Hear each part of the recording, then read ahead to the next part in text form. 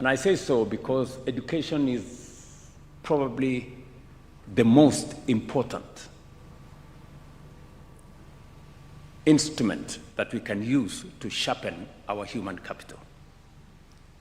And our human capital is the most important asset that we have as a nation. And so it is important that every child in Kenya has access to education, not as a matter of privilege, but as a matter of right. And finally, is to brief you on where we are with matters health, which is again a shared function between the national government and the county government. I must commend the Council of Governors. They have worked with me and the national government in making sure that health does not become a privilege for those who have jobs or those who have means or those who can afford. But health becomes a right as it is defined in the Constitution, Section 43, that health is a right for every citizen of the Republic of Kenya, irrespective of any other consideration, financial, social, religious, whatever. So we're making very good progress, and I am proud of the numbers that are now clear. I was in the city of Nairobi yesterday, and Nairobi, which is has the largest population, is actually among the first 5 counties that have registered SHA, despite their numbers. Today we have 29.3, as of yesterday, million Kenyans registered, and we have treated close to 6 million Kenyans in the last 1 year who've been to hospital. All I want to ask members of county assemblies, don't allow facilities in your area of jurisdiction to continue to charge citizens for treatment. Let me repeat. As a member of the county assembly, I want you to know every facility that is providing outpatient facility, be it a dispensary, be it a health center, or a level 4 hospital, be it private, faith-based, or public, all of them, the government of Kenya pays for citizens who go to those facilities for outpatient facilities without any payment. Citizens should be treated. All they need to do is to make sure they are registered in SHA. The rest will be taken care of by the government of Kenya. Let me also say that I have worked with the county governments because the biggest challenge that has always been there to the people of Kenya has been the absence of medicines in our facilities. Mwananchi anaenda pale, anaambiwa mambo ni sawa, namna hii, mwisho anaambiwa hakuna dawa. So we have agreed with the Council of Governors. The problem that existed at that time was the refill rate of KEMSA. Refill rate for KEMSA in 2022 was 38%. I can now tell you here standing that it is now 97%. Meaning that every facility should have medical commodities. There is no longer an excuse for any facility not to have the right medicines for our citizens.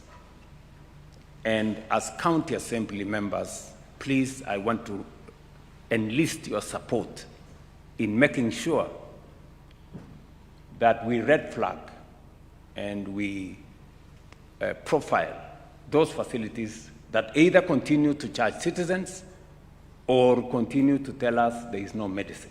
We should ask them tough questions.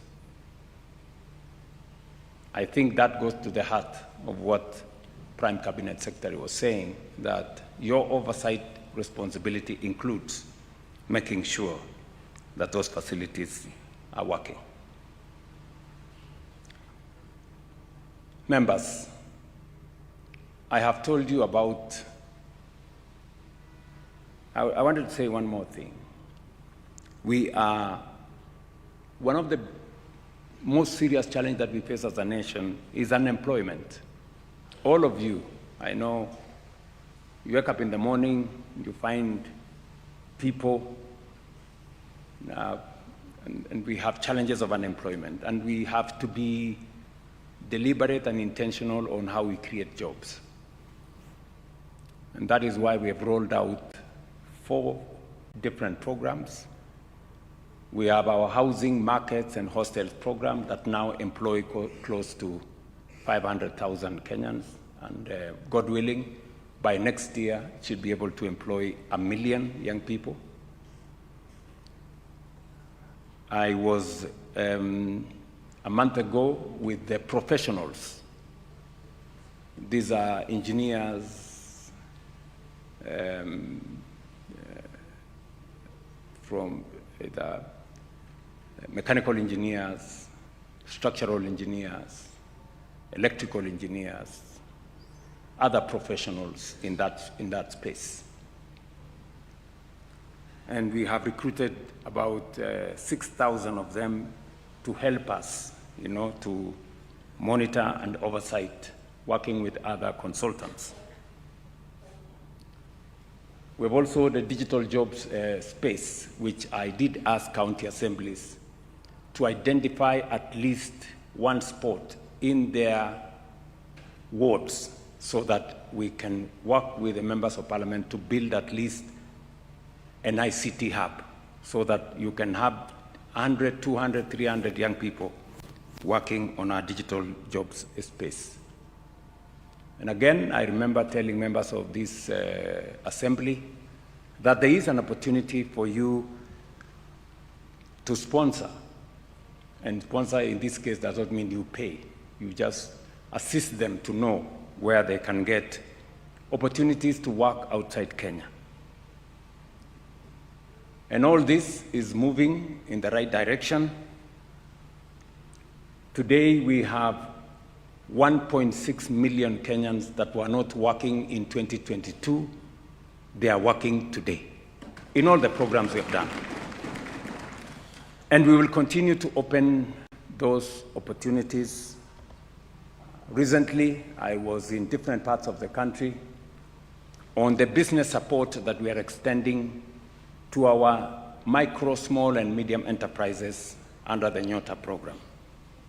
I want to ask members here to participate in that program, to mobilize, because we have a phase 2, we have a phase 3, we have a phase 4. So this is an opportunity for you, and we have insisted that beneficiaries must be ward-based. We have said beneficiaries must be from every ward, and we have distributed equally in all wards in Kenya. In the past, such programs would benefit a few people in towns and in places, but we have insisted this time round that because we believe in bottom-up, it must really be at the bottom, and that is at the ward. So these are some of the interventions that I want to ask that you participate.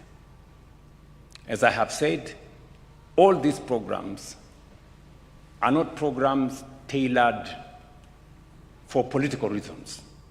None of the young people participating is asked whether they support what political party or what religion or all these other considerations. So Finally,